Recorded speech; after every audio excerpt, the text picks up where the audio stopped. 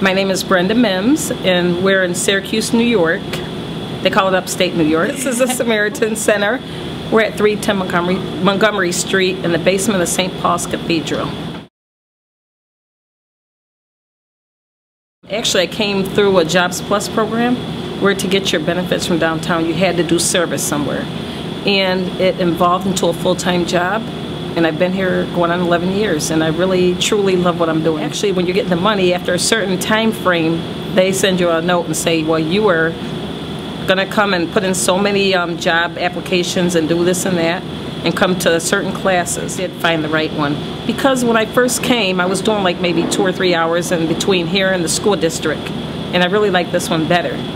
And every time I needed more hours, I just asked for them, and because I did such a good job, he gave them to me. And I kept saying, well, if you don't give me more, you're going to lose me. So they gave me more. And here we are today. Most of the guests have impacted my life because I see a lot of what they're going through. Some of my family members are also going through the same thing, and they've come down here to eat also. So it makes me know that just because somebody's down on their luck, it doesn't mean that they're not somebody's mother, father, sister, brother, somebody special to somebody. And I think we as people forget that and sometimes refer to them as homeless or nobodies, but they're somebody. And they should be treated with respect and dignity just like the rest of us. I have 5 children. I have twins. One of them's a cheerleader, the other one just got a job up at St. Joe's Hospital doing meal tickets. I have another one that does meal tickets at Van Dyne Home and Hospital.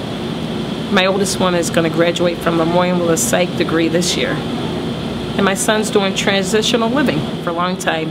I made him come down and volunteer so they can see the flip side of, you know, when I have food and you're throwing it away, there's people down here who would love to have a second helping. You know, so I want them to see that side. And I think everybody should have somebody in their family come down and see how a soup kitchen runs, because there's a lot of waste, needless waste. And like when my daughter did go to Lemoyne, she had to do her essay, she wrote stuff like her essay. You know how you write the essay to get into college? She wrote how she was proud of me for putting my life on hold while I made sure that they excelled in school.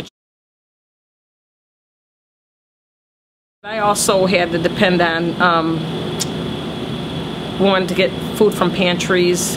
I never knew about this place. I might have brought my kids down here and got in line. But I also went to pantries before I did get this job, so I know how it is not to have enough to feed my children. And like I said, depending on that money from downtown, it's not really a lot of money. It's just enough to survive. And after a while, that wasn't good enough for me. I wanted to actually survive. I see some of them downtown. They're like, I'm like, why don't you come down anymore? And they're like, I don't need your services any longer. I'm doing good. I have food. I don't need to use the Samaritan Center. And although we miss them, it's still good to know that they're doing better. And I think that's what sets us apart from any other soup kitchen, because we go over the line. Besides feeding them, we actually really truly care about them. No, I never thought it would end up like this. I was basically trained to do like machine operation, tear down, set it back up type of thing. But when I came here, I really enjoyed it. So I have no plans on moving on. I'm going to stay here until I'm no longer breathing. Because I really like knowing that at night when I go to bed, my heart is full because I'm making somebody's life better.